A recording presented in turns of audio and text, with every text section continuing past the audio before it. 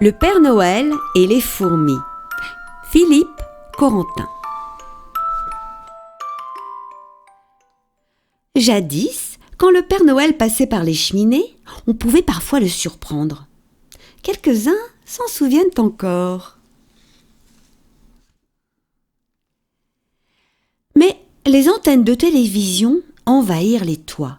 « Oh, on ne peut plus atterrir, ça devient impossible !» s'exclame Scrognonieux. Scrognonieux, c'est le renne du Père Noël. Puis, en pénétrant dans une cheminée, le Père Noël s'aperçut qu'elle avait été murée. Un poste de télévision l'avait remplacée. « Ça devient impossible !» s'exclame le Père Noël, qui dut trouver un autre moyen de livrer ses jouets. Il essaya de passer par les fenêtres. Plusieurs fois, il faillit tomber.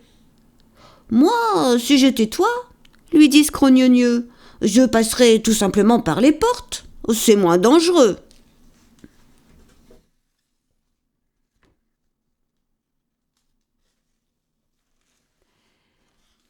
Ça, ce n'est pas bête, se dit le Père Noël, qui en avait assez de jouer les acrobates. Mais les uns le prirent pour un vendeur de savonnettes et les autres pour un cambrioleur. Il chercha une autre solution et crut l'avoir trouvée en passant par les vides ordures. « Oh, tu sens le vieux chou-fleur, c'est insupportable !» ronchonna Scrognonieux, qui l'attendait près des poubelles. C'est vrai qu'il sentait le vieux chou-fleur, le Père Noël. Il décida alors de rapetisser, afin de pouvoir passer par le trou des lavabos. « Oh, je suis trempé, je m'enrhume !» ranacla Scrognonieux. « Oh, ça suffit, moi aussi !»« Atchou, atchou !» s'énerva le Père Noël. « Atchou !» entre deux éternuements. Un peu plus tard, s'étant perdus dans les canalisations, ils débouchèrent dans une baignoire. Il s'y trouvait déjà une souris. Épuisée, elle n'arrivait pas à en remonter les parois. « Allez, tenez-vous à moi !» lui dit le Père Noël. « Scrognonieux va nous sortir de là. »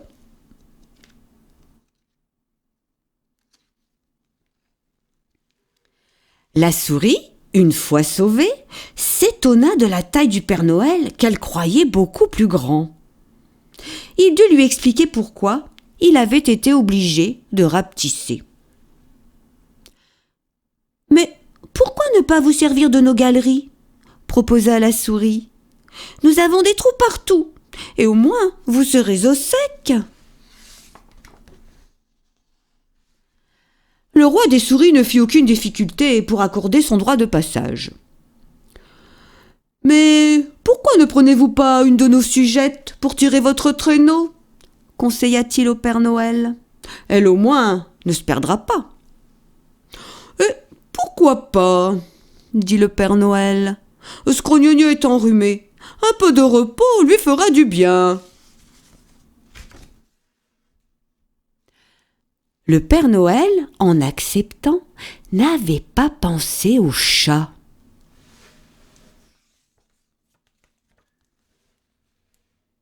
Un soir, alors qu'il attendait que le chat de la maison s'endorme, il fut abordé par une fourmi. Elle aussi s'étonna de la taille du Père Noël et surtout de son curieux attelage. Il dut encore une fois raconter son histoire. « Mais pourquoi ne pas employer nos galeries ?» dit la fourmi. « Nous en avons autant, sinon plus que les souris. » La reine des fourmis exigea 2 tonnes de miel et 800 pots de confiture de fraises. Elle était très très gourmande. Elle était aussi très curieuse. « Et comment les enfants vont-ils retrouver vos jouets devenus si petits ? Hein ? » « Oh, ne craignez rien, votre majesté. Les cadeaux reprennent leur taille normale dès mon départ. » Le Père Noël retourna chercher Scrognonieux chez les souris et ils rétrécirent encore un peu plus. c'est pourquoi, aujourd'hui, on ne voit plus le Père Noël.